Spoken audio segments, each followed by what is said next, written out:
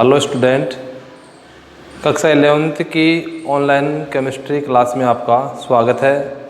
आज अपन पढ़ेंगे तत्वों के वर्गीकरण के बारे में। तत्वों का वर्गीकरण।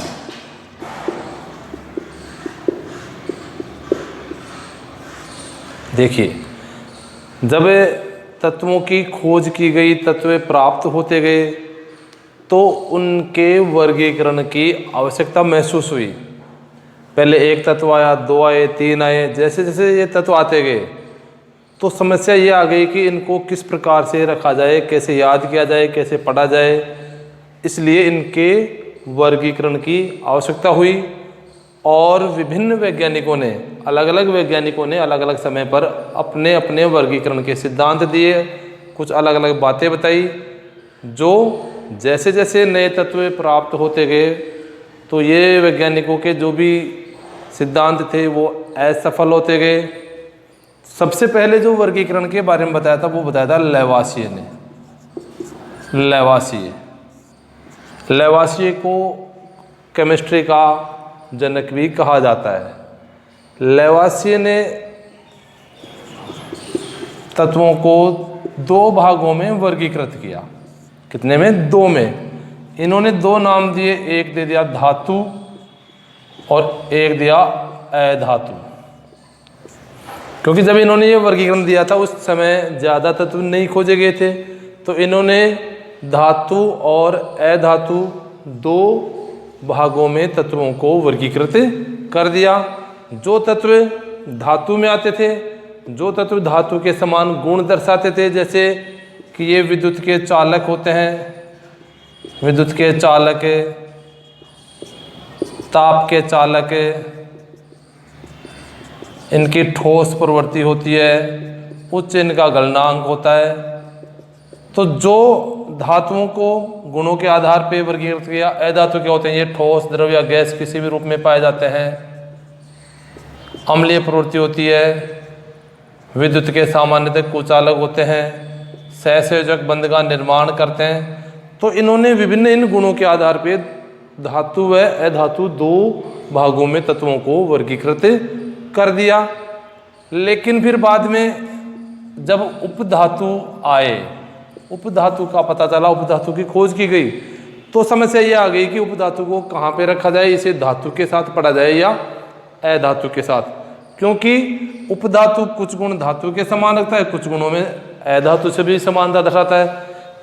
तो जैसे ये उपधातु आए खोजे गए तो ये वर्गीकरण क्या हो गया? असफल हो गया। अर्थात लैवासिए ने जो बात बताई कि धातु व अधातु दो वर्ग बताए, वो क्या हो गए? गलत साबित हो गई। क्योंकि उपधातु क्या होते हैं?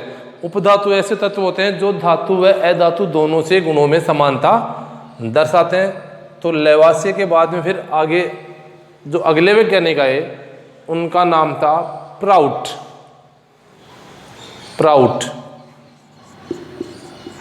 प्राउट का वर्गीकरण। प्राउट ने अलग बात बताई। इन्होंने हाइड्रोजन परमाणु को पकड़ा। किसको पकड़ा? हाइड्रोजन को। क्योंकि हाइड्रोजन का जो परमाणु भार है, हाइड्रोजन का परमाणु भार होता है एक होता है, पूर्णांक राशि है। तो इन्होंने ये कहा कि जितने भी तत्व होते हैं, हाइड्रोजन के अलावा कोई भी जो तत्व है, XYZ कोई भी जो अन्य तत्व है, उसका जो परमाणु भार है, उस तत्व का परमाणु भार जो होगा वो हाइड्रोजन परमाणु के परमाणु भार का पूर्ण गुणज होता है, पूर्ण गुणज होगा। अर्थात इस तत्व का जो भी परमाणु भार है वो कोई न कोई पूर्णांक राशि होगी, अर्थात पूर्णांक राशि होगा। ये बात किसने बताई? प्राउट ने। प्राउट ने ये कहा कि किसी भी तत्व का परमाणु भार हाइड्रोजन परमाणु के परमाणु भार का पूर्ण गुणज होता है। इसका मतलब ये है कि किसी भी तत्व का, इसके अनुसार किसी भी तत्व का परमाणु भार कोई पूर्णांक राशि होगा, दशमलव में, पॉइंटों में नहीं होगा। जैसे अपन उदाहरण लें, जैसे कार्बन की बात करें, कार्बन का प्रतीक C होता है, तो कार्बन का जो परमाणु भार है वो हाइड्रोजन परमाणु के परमाणु भार का 6 गुना होता है। हाइड्रोजन के परमाणु भार का 6 गुना होता है, अर्थात इसका परमाणु भार 6 होता है। ठीक, तो ऐसे ही ऑक्सीजन का परमाणु भार लें, O का परमाणु भार हाइड्रोजन का 1 × 8 बराबर 8 होता है। तो जैसे hydrogen, helium, lithium, oxygen, carbon, nitrogen, कई ऐसे तत्व थे जिनके परमाणु भार प्राउट की परिकल्पना के अनुसार सही पाए गए, अर्थात इन्होंने जो बात बताई वो कुछ हद तक सही थी कि तत्वों के जो परमाणु भार आ रहे थे वो हाइड्रोजन परमाणु के परमाणु भार के पूर्ण गुणज प्राप्त होते हैं। लेकिन बाद में कुछ तत्व ऐसे आए जिनके परमाणु भार पूर्ण गुणज नहीं होते हाइड्रोजन के परमाणु भार के। जैसे क्लोरीन की बात करें, Cl का परमाणु भार होता है 35.5। तो ये 35.5 जो परमाणु भार है वो हाइड्रोजन के परमाणु भार का पूर्ण गुणज नहीं है। इसलिए इन्होंने जो बात बताई वो क्या हो गई, वो भी गलत हो गई कि कई तत्व ऐसे पाए गए जिनके परमाणु भार हाइड्रोजन परमाणु के परमाणु भार के पूर्ण गुणज या पूर्णांक राशि नहीं होते। क्लोरीन है अपने Cu का 63.5 होता है। कई तत्व हैं जिनके परमाणु भार पॉइंटों में होते हैं, पूर्णांक राशि नहीं होते। तो इनके परमाणु भार के अनुसार ये वर्गीकरण क्या हो गया, गलत हो गया। तो इनका भी काम पूरा हो गया। फिर इनके बाद में जो आए थे वो आए डोबेराइनर। इसे बोलते हैं डोबेराइनर का त्रिक नियम। इन्होंने क्या है, अलग दिमाग लगाया, इन्होंने कुछ अलग बात बताई।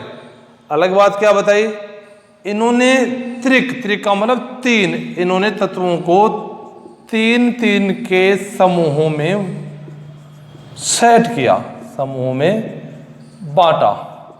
अर्थात इन्होंने तत्वों क्या किया, 3 तत्वों का सेट बनाया जिसे त्रिक नाम दिया। क्या नाम दिया, त्रिक। अब त्रिक में एक होता है पहला तत्व, एक होता है दूसरा तत्व, एक था तीसरा तत्व। और ये बताया कि इस त्रिक में जो पहले और जो तीसरे तत्व के परमाणु भार का जो योग है उसका जो माध्य है आधा, पहले तत्व और तीसरे तत्व के परमाणु भार को जोड़ के उसका माध्य या आधा जो होता है वो राशि लगभग दूसरे तत्व के परमाणु भार के बराबर होती है या परमाणु भार होता है। जैसे अपन बात करें, इन्होंने 2-3 त्रिक बनाए थे, जैसे लिथियम, सोडियम, पोटेशियम। एक बात जरूर ध्यान रखें, ये जो त्रिक के जो तत्व होते हैं वो सारे क्या होते हैं, समान गुणों वाले होते हैं। ऐसे नहीं कि मनमर्जी, समान गुणों वाले तत्वों के त्रिक बनाए थे। जैसे लिथियम, सोडियम और पोटेशियम एक त्रिक है, इसमें ये पहला तत्व था, ये दूसरा, ये तीसरा। तो अब इस त्रिक में इन्होंने ये बताया इसके अनुसार कि जो लिथियम का परमाणु भार होता है 7 और पोटेशियम का परमाणु भार होता है 39। लिथियम का परमाणु भार है 7, पोटेशियम का 39। तो इन्होंने ये बताया कि जो बीच वाला जो तत्व है, ये जो दूसरा तत्व सोडियम है, इसका परमाणु भार यदि निकालना चाहें इसके अनुसार, तो Na का जो परमाणु भार होगा, Na का परमाणु भार क्या होगा कि पहले तत्व का परमाणु भार 7, तीसरे तत्व का परमाणु भार 39, दोनों का योग कर दो और उसका आधा कर दो, माध्य कर दो। तो ये योग आएगा 46/2 बराबर 23। अर्थात डोबेराइनर के अनुसार जो दूसरा तत्व सोडियम है उसका परमाणु भार कितना होगा, 23 होगा। दोबारा देखिए कि इन्होंने क्या किया, समान गुणों वाले तत्वों को 3 के समूह में बांट दिया जिसे त्रिक नाम दिया। और ये बताया कि त्रिक में जो पहला तत्व है और जो तीसरा तत्व है, पहले और तीसरे तत्व के परमाणु भारों का जो योग है, उस योग का आधा या माध्य जो होता है वो बीच वाले तत्व का दूसरे तत्व के परमाणु भार के बराबर होता है या एग्जैक्ट उसके परमाणु भार को दर्शाता है। ऐसे इन्होंने एक और त्रिक बनाया। दूसरा त्रिक देखें अपन, क्लोरीन, ब्रोमीन और आयोडीन। एक त्रिक ये बना है, ये भी समान गुणों वाले हैं। अब इसमें पहला तत्व कौन है? क्लोरीन है। दूसरा कौन है? ब्रोमीन है। तीसरा है आयोडीन। क्लोरीन का परमाणु भार होता है 35.5 और आयोडीन का होता है 126। ठीक। अब डोबेराइन ने क्या कहा कि पहले का परमाणु भार कितना है? 35.5 है। तीसरे का है 126। इनका योग करें तो योग हो गया 35.5 प्लस 126 अपॉन 2, ये माध्य हो गया। ये क्या होगा? ब्रोमीन के परमाणु भार के बराबर होगा। ये बताया, निकालिए कितना आएगा। तो 126 और 35 को अपन जोड़ते हैं तो इनका योग आ गया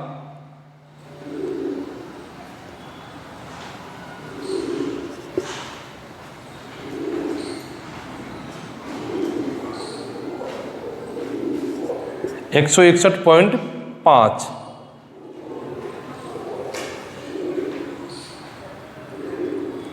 अपॉन 2 बराबर ये आ गया 80.7 के आसपास, 75 लगभग 11 है। और अपन जानते हैं कि जो ब्रोमीन का जो परमाणु भार है वो क्या होता है? 80 होता है। तो लगभग क्या रहा है? ये 80। ये एक जरूरी नहीं है कि एग्जैक्ट है, ये लगभग बराबर होता है। तो सेकंड त्रिक क्लोरीन, ब्रोमीन और आयोडीन में जो बीच वाले तत्वों का परमाणु भार क्या रहा है? 11 है। तो इस प्रकार से डोबेराइनर ने 2 या 3 त्रिक बनाए थे, 3 त्रिक जिनमें इनकी ये जो धारणा है वो बिल्कुल सही साबित होती है। लेकिन कई ऐसे तत्व हैं, कई समान गुणों वाले ऐसे तत्वों के त्रिक बनाए गए जिनके परमाणु भार इस त्रिक नियम के अनुसार सही नहीं आते।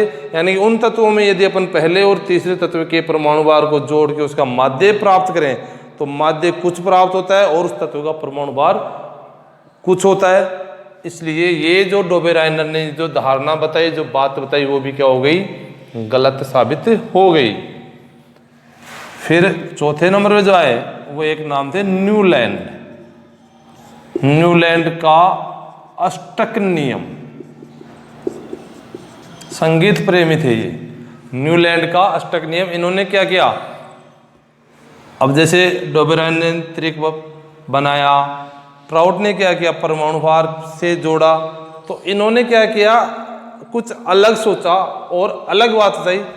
इन्होंने क्या किया? तत्वों को बढ़ते परमाणु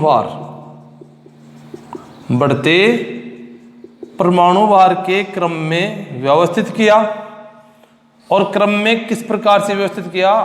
8 तत्वों के समूहों में व्यवस्थित कर दिया।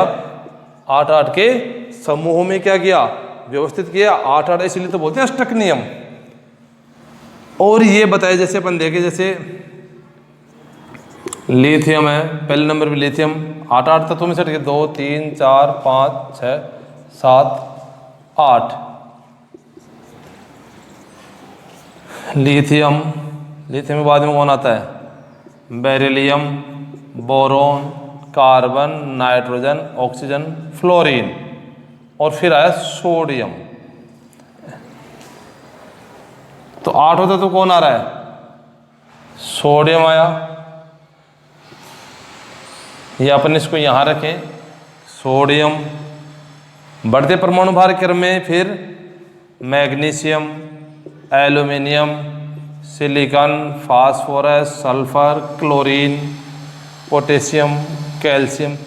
इस प्रकार से इन्होंने क्या किया? ये समूह बनाए और ये बताया कि जो प्रत्येक जो 8वां तत्व है, जैसे लिथियम के बाद में इसके आगे 8वां तत्व आ रहा है सोडियम। इस सोडियम से पहले का 8वां तत्व कौन है? लिथियम है। बेरिलियम से आगे का 8वां तत्व कौन है? मैग्नीशियम। तो इन्होंने ये बताया कि जब तत्वों को बढ़ते परमाणु भार के क्रम में व्यवस्थित करते हैं तो जो प्रत्येक जो 8वां तत्व है प्रत्येक आठवां तत्व गुणों में अपने पहले वाले आठवें तत्व से समानता दर्शाता है। क्या बताया कि प्रत्येक आठवां तत्व गुणों में पहले वाले जो, इसके पहले का जो आठवें नंबर का तत्व है उससे क्या करेगा, गुणों में समानता दर्शाएगा। जैसे एल्यूमिनियम है तो एल्यूमिनियम से पहले आठवें नंबर पे कौन आ रहा है, बोरोन आ रहा है। बोरोन और एल्यूमिनियम गुणों में समान होंगे। कैल्शियम से पहले आठवें नंबर पे मैग्नीशियम आ रहा है तो मैग्नीशियम और कैल्शियम गुणों में समान होंगे। संगीत में जैसे 7 सुर होते हैं, सा रे गा मा पा धा नी और सा, यानी कि संगीत में प्रत्येक जो 8वां सुर है वो क्या आ रहा है, अपने पहले 8वें सुर के, इसके बाद में फिर रे आएगा, फिर इससे 8वां क्या आएगा, गा आएगा।